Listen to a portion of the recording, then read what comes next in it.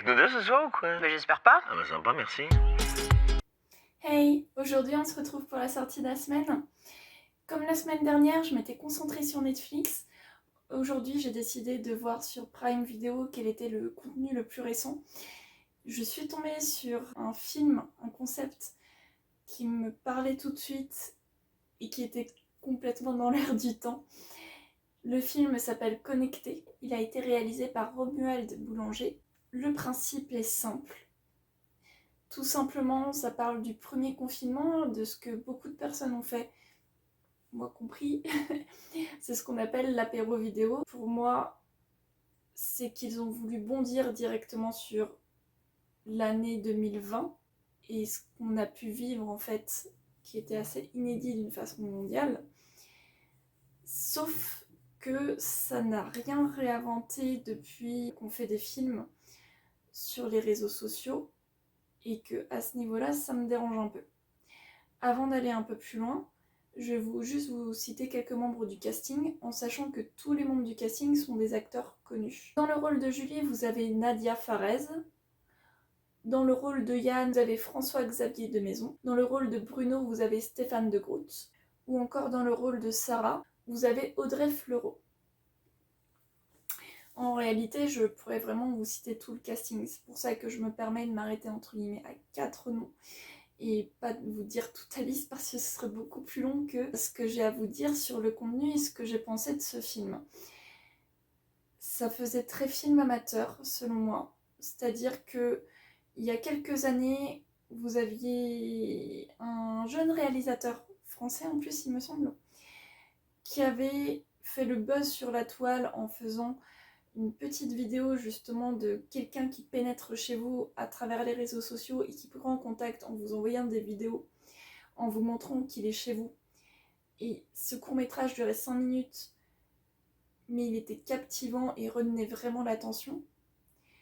Alors que là, honnêtement, ça n'aurait pas été le film que j'avais choisi pour la vidéo de la semaine. Au bout de 5 minutes, j'aurais coupé. Pourtant, faut y aller pour que je veuille couper avant même d'avoir vraiment donné sa chance au film. Au bout des 30 premières minutes, j'espérais que ça faisait 1 heure, mais ça ne faisait que 30 minutes. Et honnêtement, je vais pas y aller par 4 chemins, à part les 5 dernières minutes où vous avez un sens un peu plus pas profond, parce qu'ils vous disent tout de suite de quoi il est question. Mais à part les 5 dernières minutes, qui pour moi sont peut-être les plus intéressantes du film, dans le sens où le message que veut passer le réalisateur est passé directement, le reste du temps c'est très long. Déjà rien qu'au niveau de la musique, j'ai trouvé que c'était une musique assez basique, pas dans l'air du temps, pas quelque chose de dynamique ou quoi que ce soit, c'était très sommaire, très simple, un peu exactement comme l'interface qu'ils ont choisi pour représenter les vidéocams, etc. Ils ont voulu être tellement rapides pour être, entre guillemets, les premiers à avoir surfé sur la vague, que ça coince pour moi. C'est-à-dire que vous avez un super casting, mais même dans les premières images, je me suis demandé ce qui se passait, j'avais l'impression que les acteurs ne savaient plus jouer.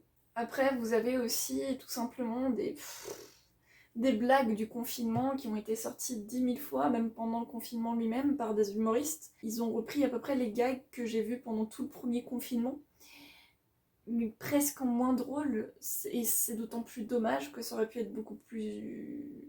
Ça aurait pu être plus professionnel peut-être, impliqué dans une vraie histoire, c'est ce qu'ils ont essayé de faire, mais finalement, à part reprendre des idées qui marchaient bien, mais qui étaient plus drôles, encore une fois, par des humoristes youtubeurs que dans le film.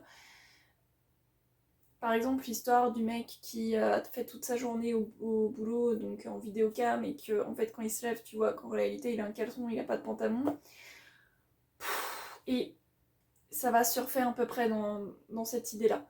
À la limite, la seule chose qu'on peut reconnaître, c'est que dans certains films, quand vous avez plusieurs personnages qui sont présentés qu'une fois, on se demande qui est qui.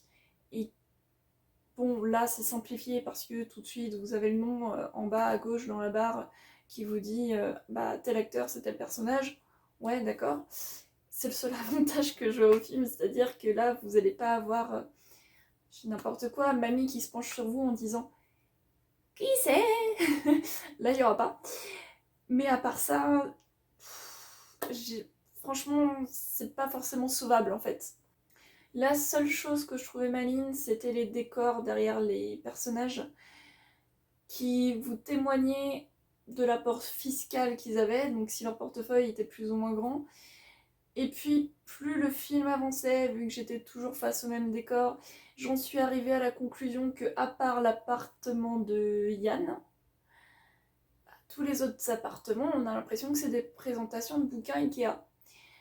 J'aurais aimé que ce soit un peu plus fidèle à la vie d'un confinement, de vraies personnes qui sont confinées. J'aurais aimé avoir par exemple une personne bordélique et qui l'assume complètement. Après tout, là on parle d'un apéro entre potes, donc a priori,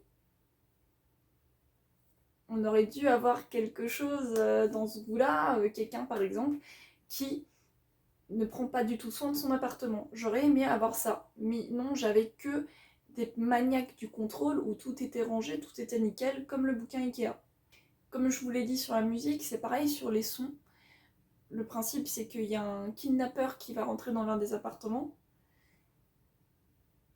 Et les sons de casse qu'il y a au début, je pense qu'à la limite, ils ont cassé 2 verres. Et puis voilà, c'est en mode « Oh mon Dieu, quelqu'un attaque !» Mais finalement, même le bruit qu'il y a derrière, alors que là, on parle de professionnels du cinéma, hein, je pense que même moi, dans mon appartement, là, en 5 minutes, j'aurais été capable de faire quelque chose presque de plus fidèle à la réalité que ce qu'ils ont fait. On parle du premier confinement. Même dans leur film à eux, ils parlent d'une personne qui a essayé de commander des masques en Chine pour les ramener en France, pour faire fortune en France, puisque tout le monde cherche des masques. Donc on est d'accord, ils ont bien gardé le principe de la pénurie des masques. Et au moment où une personne, de toute façon vous le voyez aussi dans la bande-annonce, dont une personne est obligée de se lever pour aller ouvrir à sa porte, il fait quoi? Il met son masque chirurgical. Et j'ai trouvé ça trop beau. Mais là aussi c'est pareil, pour un principe d'authenticité, rentrer vraiment dans ce qu'on a vécu dans le premier confinement, ce que j'aurais aimé, c'est que limite, la personne prenne un foulard, se le mette sur la bouche et aille ouvrir sa porte. Là, le coup du masque chirurgical, alors que soi-disant, même un personnage en parle, faut absolument en trouver, il n'y en a pas en France, j'ai trouvé que c'était une erreur. Là, le coup de poker qui est bien joué et qui va faire que beaucoup de personnes vont vouloir quand même regarder ce film par curiosité, c'est qu'il s'agit du confinement premier qu'on a vécu en France, et sa sortie se passe pendant le deuxième confinement. Maintenant, je vous laisse tester, regardez au moins la bande-annonce, comme ça vous faites une idée. En tout cas, je vous souhaite une bonne séance si vous tentez votre chance, et à la semaine prochaine. J'espère que j'ai rien raté.